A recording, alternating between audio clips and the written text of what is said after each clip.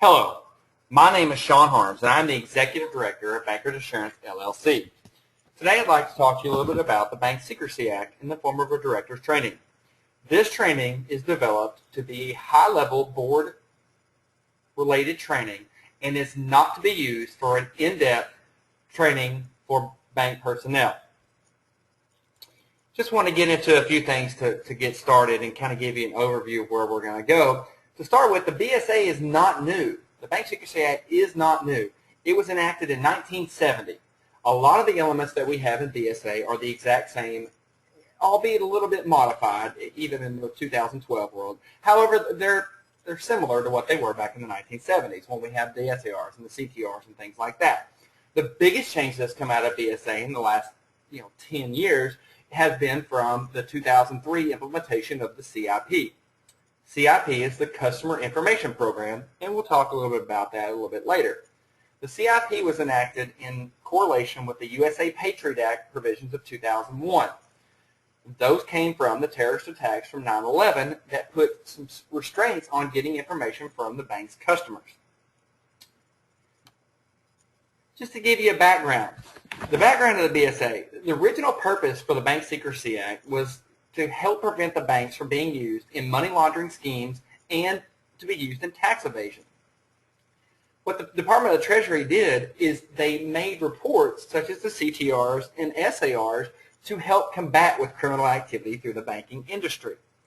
These reports, as you can see in bullets 2 and 3, have been highly useful in criminal investigations and proceedings. They have led to many conviction asset forfeiture actions. I could sit here and tell you stories all day about asset forfeitures and some criminal investigations that are out there. The IRS website has plenty of them. Just to let you know what's going on in BSA right now, the state of Arkansas actually has 2 SAR task force that actually look at every SAR that is filed by a bank within 30 days.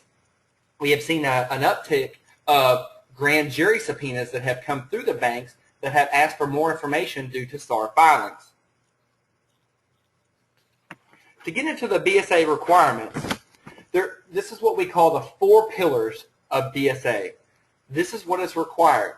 If your institution does not meet one of these 4 pillars of BSA, under the FFIEC manual, it is an automatic cease and desist order for your institution. Here are the 4 pillars that you have to be concerned about as a board of directors. Number 1, you have to have a system and internal controls and assure ongoing compliance. Number 2, you have to have an independent testing by compliance or bank personnel or an outside party. As long as it's independent, it can be internal or external. It just has to be done on an annual basis. You have to designate an individual responsible for the day-to-day BSA compliance, your BSA officer. And then the last thing, you have to have training for appropriate personnel. Appropriate personnel is all personnel, including the board of directors, which is what we're doing today. Just to go through a little bit of the record-keeping requirements, here are a few things that have been implemented by the Department of Treasury. Number 1, you have to have a tax identification number, and it must be maintained for inspection with the IRS. Number 2, you have to file CTRs, which are currency transaction reports, on any cash transaction over $10,000 per business day. This can include multiple transactions within that period. You have to also keep a record for all wire transfers of $3,000 or more. This is unrelated of cash. It's all wires. You must maintain a BSA compliance program. And you must record cash purchases of monetary instruments for $3,000 or more in currency. And banks have monetary instrument laws to help comply with those requirements. Now let's talk a little bit about money laundering. Money laundering. When you get into money laundering, it's all about financing criminal activities. Money laundering is disguising that source of ownership of those funds to make them appear legitimate, and then hiding those to evade taxes or pursuit of illegal activities. It involves placement, layering, and integration, which may occur separately or simultaneously. What are those? Well, that's a good question. Let's look into that. Placement. is taking bulk cash into the banking system or legitimate commerce, so any other way. Layering is separating the proceeds of criminal activity from their origin by using layers of complex financial transactions. And integration is aggregating the funds or cash with legitimately obtained funds and providing a legitimate explanation for ownership. Let's think about money laundering. Let's give a real-world example of money laundering. Okay? The reason why it's talking about money laundering is taking that dirty money and making it clean. So let's go over a transaction just for benefit's sake. And let's talk about this. Okay, I have $10,000 that I have used, let's just say, for drug money. Okay, I go out and I buy a car for cash. So I go out and I buy this car for cash. So I've taken this dirty money. I have bought something of value with that money, and now I'm going to turn around and sell that car even at a discount. So let's say I can only sell it for $8,500, but I have now taken the dirty money, bought something of value, and now sold it. So I have now taken all that money and converted it from dirty money to clean money. There are some other instances in the banking industry that we could talk about as well, about wire transfers, depositing a large amounts of cash and getting cashier's checks, taking that money and getting something of value, getting that clean money back out of it. So that's why this is so important.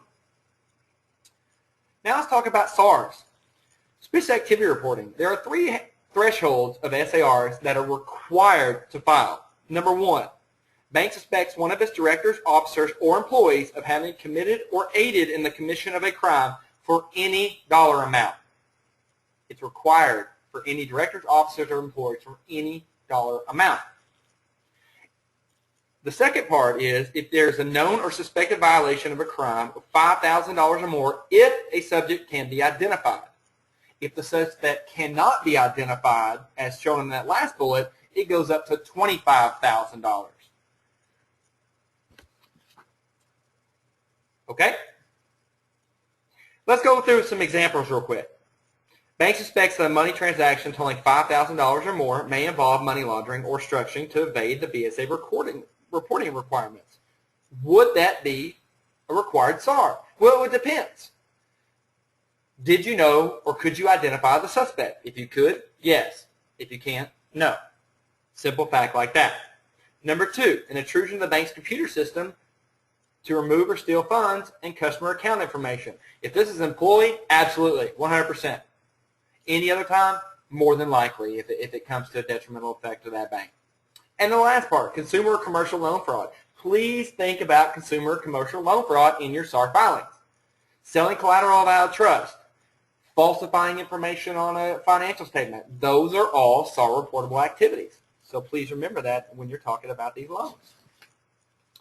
Quick thing about OFAC. OFAC is the Office of Foreign Asset Control. Basically, it's looking at all financial institutions to where funds travel. It's targeted on hostile or foreign countries and also individuals. There is what they call the Specified Designated National List, an SDN list, that your bank has to check and verify that the customers are not on those lists. Okay? They are not permitted to engage in financial transactions in the United States. If you do have one of those individuals on an OFAC list, you must block or freeze the funds and report it to OFAC within 10 days. The next requirement gets into Section 314 information sharing. This was also part of the USA Patriot Act, as we talked before. Section 314A of the USA Patriot Act implements that information can be shared between law enforcement and financial institutions. 314B gives you information sharing between financial institutions, and that is optional.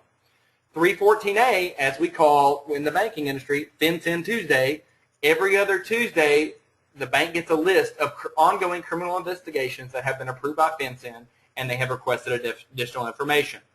These are ongoing proceedings and criminal proceedings that they're looking for additional information on these individuals. Getting into CIP.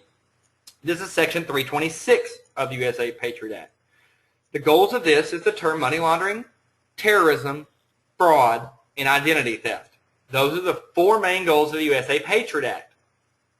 When you get into the CIP, it must cover identification and verification. Know your customer is what it used to be called, and now it's the customer identification program. You need to know your customer when you open that account, whether it be a deposit or a loan product. It implements some record-keeping requirements. Comparison with terrorist list. Right now there is no CIP terrorist list. We are going off the OFAC list as we talked about previously. Have to provide customer notice, but there are some exemptions. Financial institutions, publicly traded companies, things like that that you can get off. But in general, you must know your customer and you must form a residential belief of what they're going to do with that account. So what are the board responsibilities? We all want to know what the board responsibilities are. Well, number one, you have to establish written guidelines to address regulatory requirements. That is your BSA AML OFAC policy.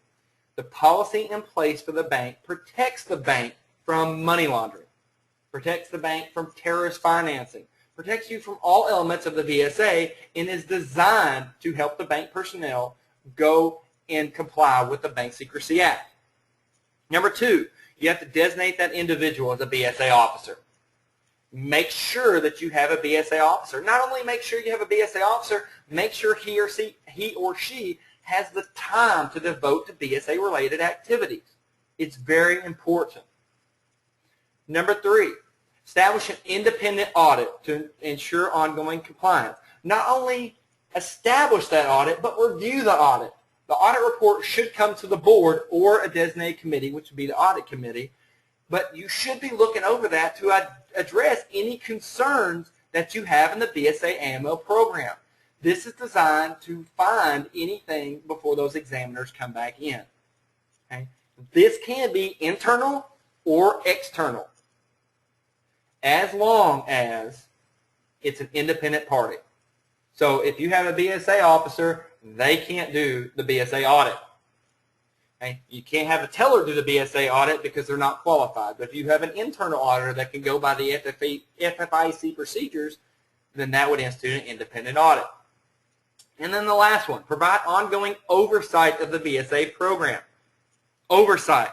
Oversight is a big deal. You have to make sure to have that ongoing oversight. That comes from all of the above. Another thing the board is responsible for is protect the bank from being used for illegal purposes. As we talked about before, that's where the BSA policy comes into effect, and that's why it's so important to make sure that the policy is adequate for the risk level of the institution. This next part, support management in their efforts. Back them up. Make sure that all employees understand that the board is fully behind the bank in all BSA AML activities. The third one, don't ignore or downplay indications that the bank customers may be involved in illegal or illicit activities. So if something gets reported to the board, it can't be, oh, I've known him for years, he's not doing anything illegal. You can't ignore it. You have to make sure that anything is taken care of on the BSA side for those individuals regardless of who they are, even if they're a bank employee. And then that last bullet right there, and is very, very, very important these days. Keep BSA AML matters confidential. If you hear information on in a board meeting of a SAR that you filed and bank personnel gives the name or asks for the name, you cannot walk out and talk about it. Okay? I'm going to tell you that there have been some litigations here recently, here in the last about 6 months that I've seen, to where board and or management have been taken to court because they have leaked out SAR information. You can't do that. Benson is very serious about this. They issued an FIL about 6 months ago that specifically addressed BSA SAR confidentiality. You cannot divulge that information unless required by law. So what is senior management looking at? Well, senior management needs to implement those procedures that you have outlined in your policy. So you have the policy, senior management has the procedures. They need to make sure that those controls are within policy guidelines and regulatory requirements. And the next part, not only the ongoing monitoring that they need to be looking at, but they need to ensure all personnel receive training as needed. Everyone needs BSA training. If some individual does not have BSA training for the year, whether it be a teller, loan officer, or the bank president, doesn't matter. It's a violation. You have to make sure everybody has the required training. The BSA officer needs senior management's assistance to make sure that not only senior management has its back, but the board has its back to make sure that that training occurs for the year. So what are the penalties for noncompliance? Everybody wants to hear about the penalties. Well, the penalties for BSA are severe. You want to make sure to look at your program and have adequate oversight of that program. Just an overview. For individuals, up to 20 years in prison, fines up to $10,000, barred from the banking industry, reputational risk. Now let's talk about the bank. Fines up to $500,000 per transaction or 2 times the transaction amount. Loss of charter, loss of insurance, loss of reputation, cease and desist order, substantial legal fees. BSA is a serious issue. Examiners are looking at it very closely. As you can read with several of the public orders that have come out, there have been several over the last year that have concentrated on BSA AML activities and have led to a cease and desist order at banks. You want to make sure, as we talked about before, your 4 pillars are satisfied in BSA to avoid some of these noncompliance penalties. You've got to make sure you have your policies and procedures in place. You have to make sure training is taken care of. You have to make sure that BSA AML officer is appointed, and you have to make sure you have an independent test on an annual basis. Please make sure these elements are done. As a board, you should be able to oversee those. Well, that's all I had. I hope you enjoyed this presentation. My contact information is on the screen. Please feel free to send me any questions you have. I will be happy to answer them for you. But as I talked about before, BSA is very, very important, and I just wanted to spend a little bit of time going over this, and I hope you got something out of it. And I do appreciate it, and if you need me, please contact me further. Thank you very much.